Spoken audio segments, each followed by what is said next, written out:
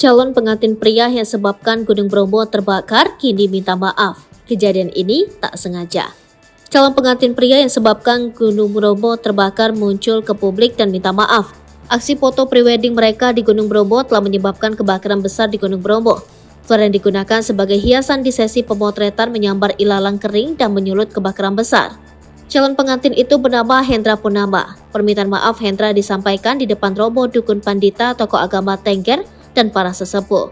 Melansir Tribun Jakarta, Hendra meminta maaf bersama calon istri dan tim foto WO. Kami mohon maaf yang sebesar-besarnya. Permohonan maaf ini kami khususkan kepada seluruh masyarakat suku Tengger, kepada tokoh adat Tengger. Tak lupa kami juga sampaikan kepada Bapak Presiden dan Wakilnya, kepada seluruh jajaran menteri dan kabinet pemerintah Provinsi Jawa Timur, kepada pemerintah daerah dan segenap seluruh masyarakat Indonesia.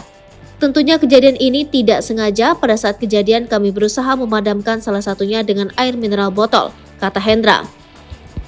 Hendra mengatakan pada saat itu api tidak padam karena angin bertiup cukup kencang.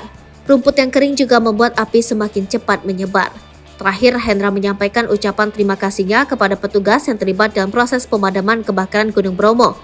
Video permintaan maaf calon pengantin dan tim WO itu sudah ditonton ribuan warganet.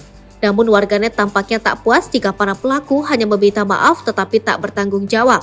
Warganet berharap setelah minta maaf para pelaku diberi hukuman yang pantas setelah membuat Bromo bak lautan arang.